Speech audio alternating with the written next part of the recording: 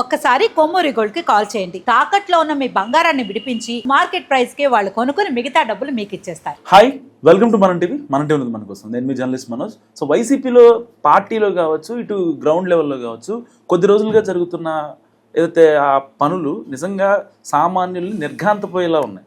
రీసెంట్గా కడపలో ఒక వైసీపీ నాయకుడు దస్తగిరి అనేటువంటి వ్యక్తిని వైసీపీ నాయకులు చంపారు.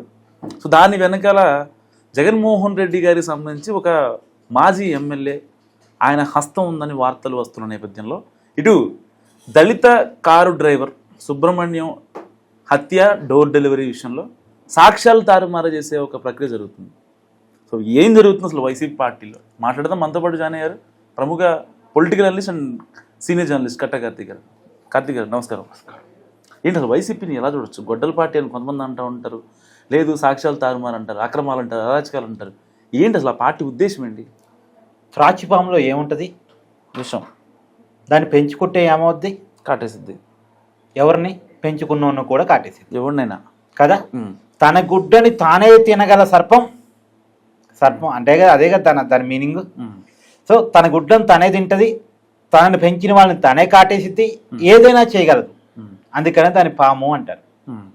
ఇప్పుడు ఆ పాము స్వభావం ఉన్నటువంటి రాజకీయ పార్టీగా వైఎస్ఆర్ కాంగ్రెస్ పార్టీ తయారవుతుందా అనేటువంటి అనుమానాలు చాలా క్లియర్ కట్గా మన కళ్ళ ముందు కనపడుతున్నాయి.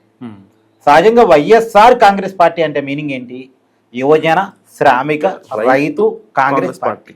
కానీ ఇప్పుడు వైసీపీ మీద వస్తున్నటువంటి ఆరోపణలు, అభియోగాలు చూస్తున్నప్పుడు వైఎస్ఆర్ కాంగ్రెస్ పార్టీ అంటే ఎర్రి, సైకో, రౌడీ అండ్ కరప్షన్ పార్టీగా కనపడుతుంది. ఎందుకు ఒకసారి నువ్వు చెప్పిన రెండు సంఘటనని నేను చెప్పే ప్రయత్నం చేస్తా.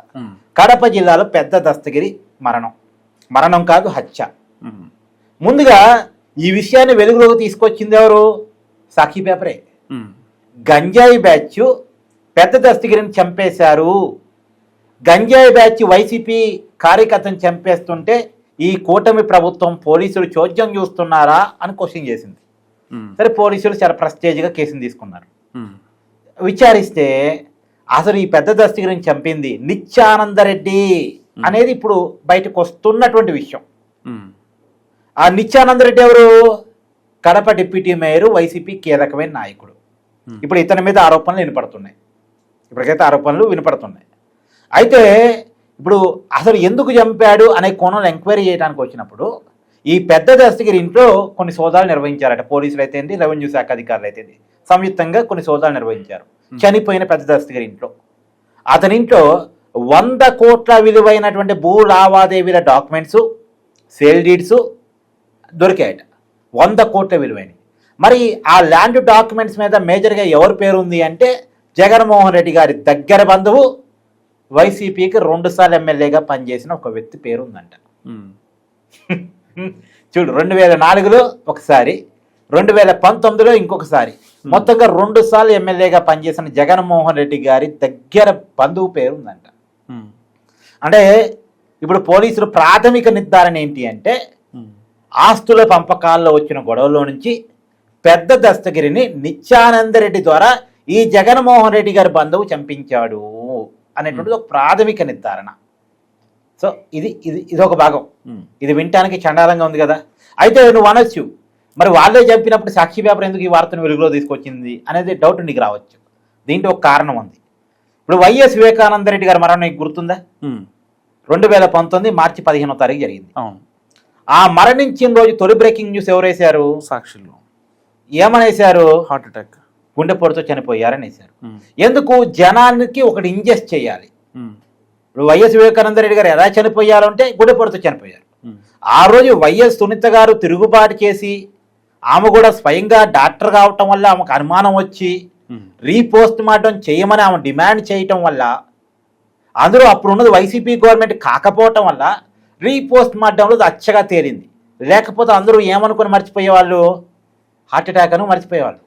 ఒక్కసారి నువ్వు గుర్తు తెచ్చుకో, వైఎస్ సునీత గారి కనుక ఆ రోజు క్వశ్చన్ చేసి రీపోస్ట్ మార్టం చేపించకపోయి ఉంటే అది వైఎస్ వివేకానందరెడ్డి గారు గుండెపోటుతో చనిపోయారని ఈ పార్టీకి మనం నమ్మేసి ఉండేవాళ్ళం, అయిపోయేది. సరే, అత్యం తేలిన తర్వాత కూడా ఆ రోజు ఏం చేశారు? నారాసు రథ చరిత్ర అని చంద్రబాబు మీద దోషిస్తారు.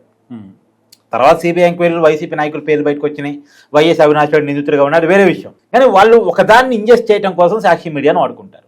ఇక్కడ కూడా రేపు పెద్ద దర్శగిరిని ఎవరు చంపేశారు అంటే ఒకదాన్ని ఇంజెస్ట్ చేయాలి కదా, ఒకదాన్ని జనంలో పంపించాలి కదా. అందుకోసం అని చెప్పేసి ఒక గంజాయి బ్యాచ్ చంపేసింది అన్నదాన్ని ముద్రేశారు. అంటే దాన్ని ఒక గంజాయి బ్యాచ్ మీద తోసేశారు. ఇంతగా గంజాయి బ్యాచ్ ఎవరు అంటే వైసీపీ బ్యాచ్. గంజాయి బ్యాచ్ ఈక్వల్ టు వైసీపీ బ్యాచ్గా తేల్చారు పోలీసులు.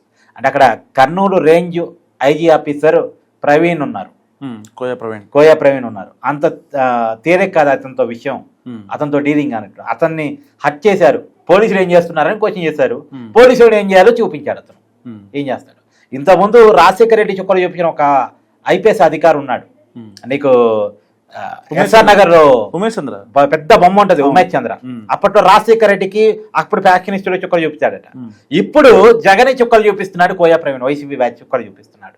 మరో ఉమేష్ చంద్ర అని చెప్పుకోవాలి. సరే, ఇదొక భాగం. ఇది వినటానికే ఇబ్బందికరంగా ఉందంటే నిన్న ఇంకొక విషయం వెలుగులోకి వచ్చింది. వైసీపీ అధికారం ఉన్నప్పుడు తన కారు డ్రైవర్ అయినటువంటి సుబ్రహ్మణ్యాన్ని చంపేసి డోర్ డెలివరీ చేశాడు అనేటువంటి ఆరోపణలు వైసీపీ ఎమ్మెల్సీ అనంతబాబు మీద ఉన్నాయి. ఆ కేసులో నిందితుడిగా ఉన్నాడు. నిందితుడిగా ఉన్నా సరే వైసీపీ అతన్ని ఎమ్మెల్సీగా ఉంచుకుంటూనే ఉంది, పార్టీలో ఉంచుకుంటూనే ఉంది. ఒక దళితుడిని చంపి డోర్ డెలివరీ చేస్తే అతన్ని ఇంకా పెంచి పోషిస్తున్నారంటే ఇందాక నేను చెప్పిన, అందుకే నిర్వచనం చెప్పాను, వైఎస్ఆర్ కాంగ్రెస్ పార్టీ అంటే ఇలా మారిపోయిందని. అతను ఇంకా కంటిన్యూ చేసుకుంటున్నారు ఆ పార్టీలో. ఇటీవల వాళ్ళ మిస్సెస్ కూడా ఎంక్వైరీ ఎదుర్కొంటా ఉంది. అవును. అయితే ఇప్పుడు వాళ్ళ మిస్సెస్ మీద లేదా అతని మీద ఎలాంటి మచ్చ రాకుండా ఉండంటే సాక్ష్యాలు తారుమారు చేయాలి అనేటువంటి ఒక కంక్లూజన్కి వచ్చి ఆ సాక్ష్యాల తారుమారులో భాగంగా ఈ కేసులో సాక్షులుగా ఉన్నటువంటి ఒక నలుగురిని పిలిపించి మీకు తలా 3 లక్షలు ఇస్తాం అని చెప్పి ₹1,00,000 అడ్వాన్స్గా ఇచ్చి మిగతా 2 లక్షలు కూడా ఇస్తాము, ఇది ఎక్కడైనా బయట తెలిస్తే మిమ్మల్ని చంపేస్తాము, సుబ్రహ్మణ్యం ఎలా చనిపోయాడో మీరు కూడా అలా చనిపోతారు అని బెదిరించారు అనేటువంటిది ఇప్పుడు బయటకు వచ్చిన విషయం. ఆల్రెడీ ఆ బాధితుడు కేసు పెట్టారు. ఇప్పుడు ఎమ్మెల్సీ ఆనందబాబు పరారీలో ఉన్నాడు అనేటువంటిది బయట మీడియాలో నడుస్తున్న ప్రచారం. ఎంత దురదృష్టకరం అండి. నీకు సాక్ష్యాల తారుమారు గురించి చెప్పాలంటే వైఎస్ వివేకానంద రెడ్డి గారి కేసు చెప్పాలి. వైఎస్ వివేకానంద రెడ్డి గారి చనిపోవడం ఒక రకం, ఆ కేసులో సాక్షులుగా, నిందితుడిగా, అనుమానితుడిగా ఆ విషయాన్ని చెప్పగలిగినటువంటి వాళ్ళు దాదాపు 6 చనిపోయారు. హత్య జరిగి ఇప్పటికి 7 సంవత్సరాలు ఏమవుతుంది, ఎంక్వైరీలు స్టార్ట్ అయ్యి 5 సంవత్సరాలు అవుతుంది. ఈ 5 సంవత్సరాల కాలంలో వివేకానంద రెడ్డి గారిని చంపింది ఎవరో కనిపెట్టకపోగా ఆ కేసులో 6 చంపబడ్డారు. అంటే ఒక కుటుంబంలో విషాదాన్ని కనుక్కోవడం కోసం, కారణం కనుక్కోవడం కోసం ప్రయత్నం చేస్తుంటే ఇంకొక 6 కుటుంబాల్లో విషాదం నెలకొన్న పరిస్థితి. ఎంత ఎందుకు మీరు చెప్పేదాని ప్రకారం ఇక్కడ దళిత కార్యదర్శి సుబ్రహ్మణ్యం కావచ్చు, ఏదైతే విఐపి వివేకానంద రెడ్డి గారి హత్య కేసు కావచ్చు, ఇలాంటి వాటిని ఒక న్యాయం జరగకపోతే ప్రజల్లో విశ్వాసం ఉంటుందంటారా? విచారణ సంస్థలైనా, లేకపోతే న్యాయస్థాలైనా, లేకపోతే ఈ ప్రభుత్వాలపైన, సో కాల్డ్ ప్రభుత్వాలు? ఇప్పుడు బాధితులకు న్యాయం జరిగిద్ది అంటే నేరస్తుడు నేరం చేస్తారా? చేయరు. అమ్మో అనే భయం వస్తుంది, మమ్మల్ని నాకు పనిష్మెంట్ ఎదురవుద్ది అనుకుంటే నేరం చేయడు. కానీ నా దగ్గర డబ్బు ఉంది కాబట్టి, నా దగ్గర పలుకుబడి ఉంది కాబట్టి, నా దగ్గర పవర్ ఉంది కాబట్టి వ్యవస్థలు నన్ను ఏమి చేయలేవు అని ఎవరైతే అనుకుంటారో వాళ్ళే పదే నేరాలు చేస్తారు. రిపీటెడ్ అపెండర్స్ అంటారు కదా, రిపీటెడ్గా చేస్తూ ఉంటారు. వైసీపీ పదే ఈ నేరాలు ఎలా చేయగలుగుతుంది, ఎందుకు చేయగలుగుతుంది? వాళ్ళకి వ్యవస్థల మీద నమ్మకం పోయింది. ఈ వ్యవస్థలు మమ్మల్ని ఏమీ పీకలేవు అని. ఎందుకంటే 2010-11 నుంచి వ్యవస్థలు వర్సెస్ జగన్మోహన్ రెడ్డి మధ్య ఫైట్ నడుస్తుంది. జగన్మోహన్ రెడ్డి పైకే సాధిస్తున్నారు, వ్యవస్థల కిందనే పడిపోతున్నారు. ఎన్ని సిబిఐ ఎంక్వైరీలు, ఎన్ని సిబిఐ కేసులు, ఎన్ని ఈడీ కేసులు జగన్మోహన్ రెడ్డి గారు ఎంటికన్నా పీకగలుగుతున్నాయా? కాబట్టి జగన్మోహన్ రెడ్డి గారికి ఇంకెన్ని నేరాలైనా చేద్దాం, నేరాలు చేసే వాళ్ళందరూ నా పార్టీలో పెట్టుకుందాం అనేటువంటి స్వభావం వచ్చింది. అంటే వ్యవస్థలు అతన్ని ఏమీ చేయలేకపోతున్నాయి. కానీ జగన్మోహన్ రెడ్డి గారు గుర్తుపెట్టుకోవాల్సిందంటే వ్యవస్థలు ఏమీ చేయలేకపోతాయేమో తప్ప ప్రజలు చేస్తారు. ఇన్నాళ్ళు నీకు వ్యవస్థలు ఎందుకు భయపడుతూ వచ్చాయి? నీ దగ్గర పవర్ ఉంది కాబట్టి భయపడుతూ వచ్చాయి. కానీ నీ దగ్గర ఎప్పుడైతే పవర్ తగ్గిపోతుందో నువ్వు ఎవరిని చూసుకొని అన్ని మేనేజ్ చేసుకోవాల్సిన, మేనేజ్ చేసే వాళ్ళు కూడా ఇక నీకు అపాయింట్మెంట్ కూడా ఎవరు రేపటి రోజున, ఎందుకు నీ పవర్ పడిపోయినప్పుడు. ఇప్పటి వరకు నీకు కొద్ది గొప్ప ఉంది, లాబింగ్ కెపాసిటీ ఉంది. కానీ మొన్న 11 పడిపోయింది, రేపు ఆ 11 కూడా వస్తాయా రావా అనేటువంటి పరిస్థితి. ఎందుకంటే ప్రజల్లో నేర చరిత్ర ప్రతిసారి ప్రజల ముందు ఉంటా ఉంది. కాబట్టి ఈ ప్రజలు ఎప్పుడైతే నిన్ను తిరస్కరిస్తారో, ప్రజలు ఎప్పుడైతే నిన్ను అసహించుకుంటారో, ఇన్నాళ్ళు నిన్ను కాపాడే వాళ్ళు కూడా కాపాడరు. అది జగన్మోహన్ రెడ్డి గారు గుర్తుపెట్టుకోవాలి. సో డబ్బు ఉంది కాబట్టి అన్ని నడిచిపోతాయి అనుకుంటున్నారు, కానీ అన్నిసార్లు కాదు అనేటువంటి విషయం గుర్తుపెట్టుకోవాలి. ఇప్పటికైతే వాళ్ళకి వ్యవస్థల మీద ఏమాత్రం భయం లేదు, గౌరవం లేదు, ప్రేమ లేదు, ఏమీ లేదు. సో కరుడు గట్టిన నేరస్తులు అంటారు కదా, అట్లా కరుడు గట్టి తయారైపోయారు వాళ్ళు. సరే చూడాలి ఏమన్నా ఇప్పటికైతే ప్రజలైతే వాళ్ళు చాలా క్లారిటీగా ఉన్నారు.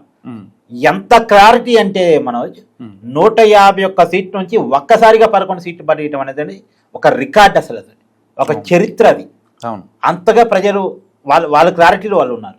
వ్యవస్థలు కూడా అదే క్లారిటీలోకి ఎప్పుడు వస్తాయని చూడాలి. Right, thank you Karthik. So ఇది కార్తిక్ అనాలిసిస్. మీరేమనుకుంటున్నారు మస్ట్గా కామెంట్ చేయండి. చూస్తూనే ఉండండి మనం టీవీ.